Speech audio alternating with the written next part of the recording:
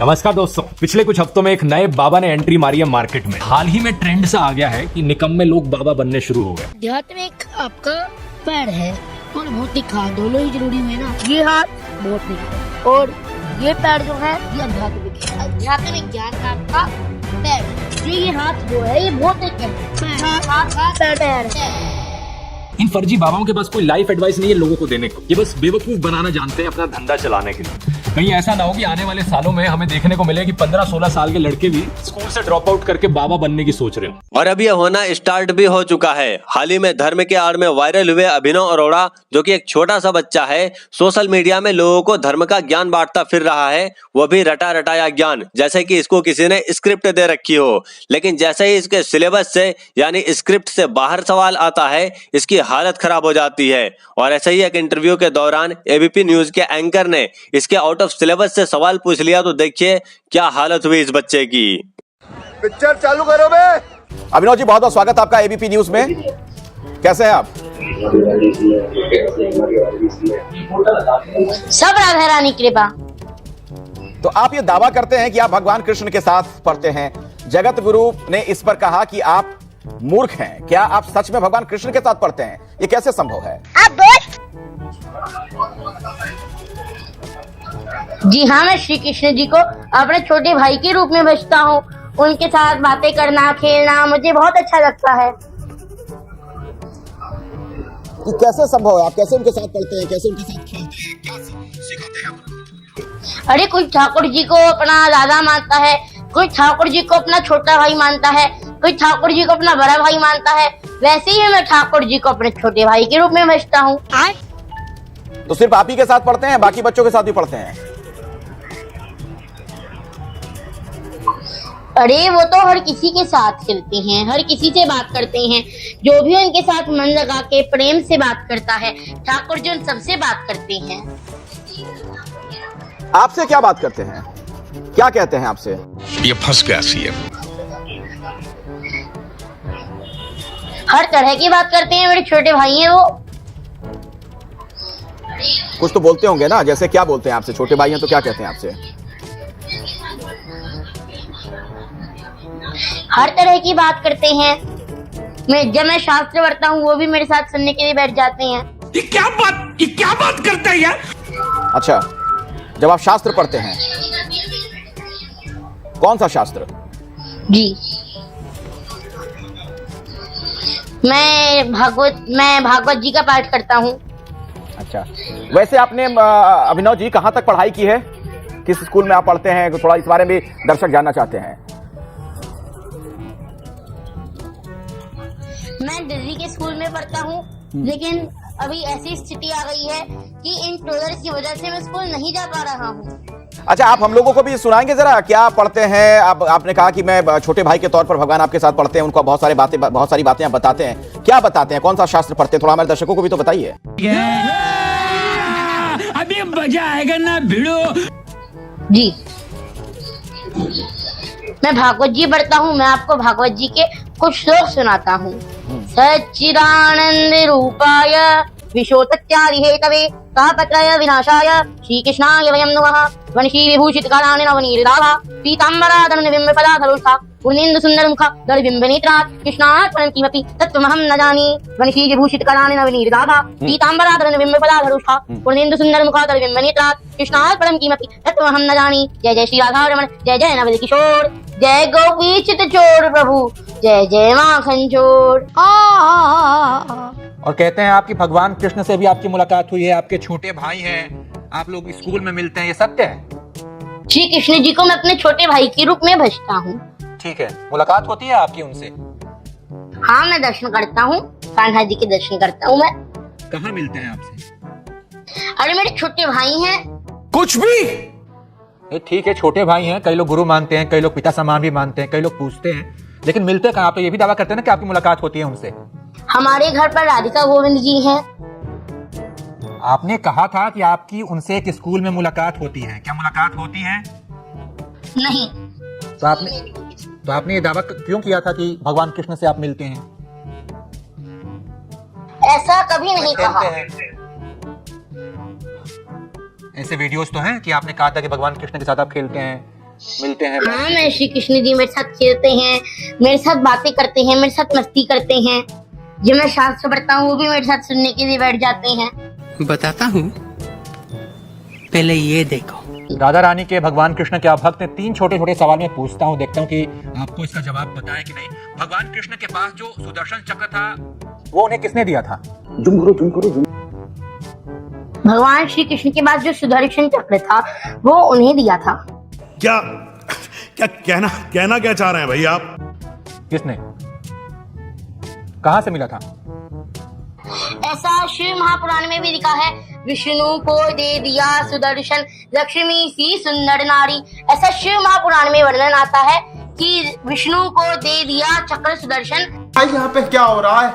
भाई यहाँ पे क्या हो रहा है भाई? नहीं, लक्ष्मी भगवान की सुंदर कृष्ण को नारी। ये किसने दिया था सुदर्शन चक्र, ये बताइए। ये फंस गया सीएम।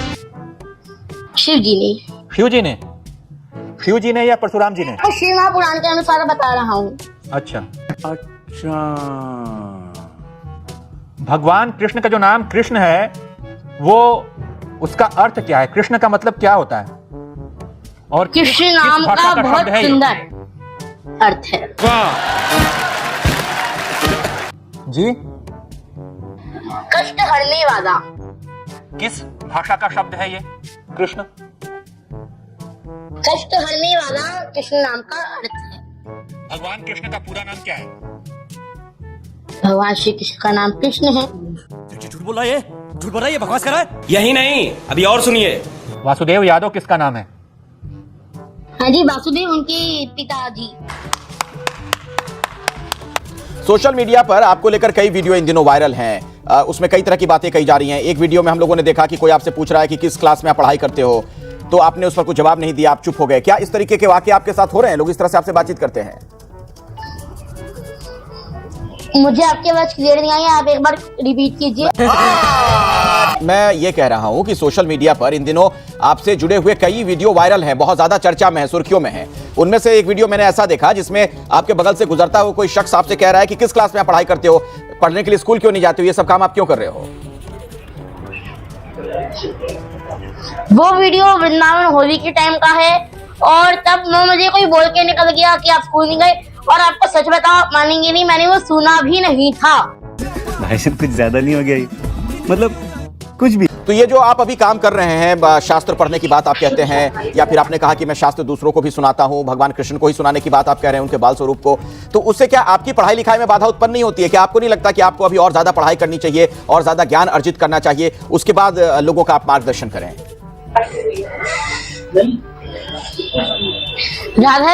राधा रानी की कृपा से मैं पढ़ाई और साथ साथ राधा रानी ठाकुर जी की भक्ति एक साथ बैलेंस कर पाता हूँ। और नहीं, तो बहुत अच्छी बात है, भक्ति करनी चाहिए, भक्ति में कोई दिक्कत नहीं है, और इस तरफ आपका झुकाव है इतने कम उम्र में, ये बहुत अच्छी बात है, आपकी इतनी बड़ी उपलब्धि है। तो कहाँ तक पढ़ाई की है आपने वैसे? और रही बात उसकी, मैं शुद्ध शाकाहारी हूँ, मैं प्याज लहसुन भी नहीं खाता, मैं सात्विक भोजन ही पाता हूँ। देख रहा है विनोद, अंग्रेजी बोल बोल के कैसे बात को घुमाया जाता है। आपको क्लियर कर दूं? जी। तो आपने कहाँ तक पढ़ाई की अभिनव जी?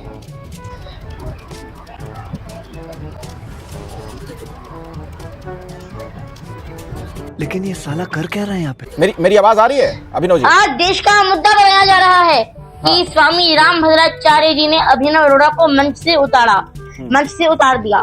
तो अगर गुरु ने डांट भी दिया तो उसमें देश का सबसे बड़ा मुद्दा बनाने वाली क्या बात हो गई? जब आप भी 8-9 साल के थे, आपके गुरु ने भी तो आपको डांटा होगा, आपके माता पिता ने भी तो आपको डांटा होगा।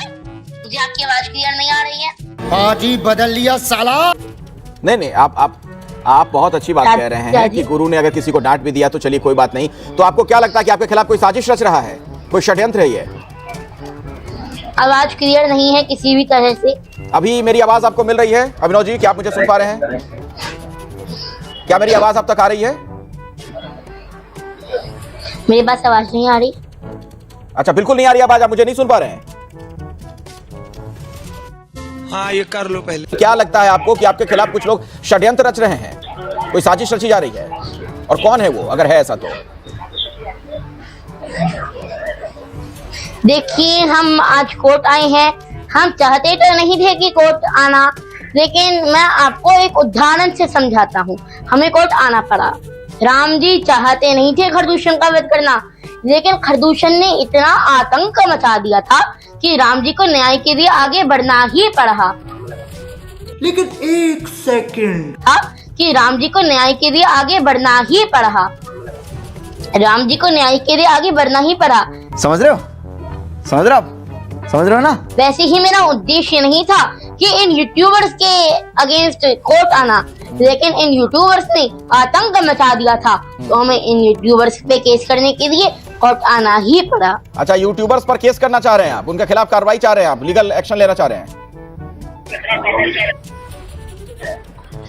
हम चाहते तो नहीं थे, लेकिन उन्होंने इतना आतंक मचा दिया, मुझे गालियां दे रहे हैं, जान से मारने की धमकी, तो हमें केस करना ही पड़ रहा है। तो कौन है वो जो आपको इस तरह की धमकी दे रहा है अभिनव जी?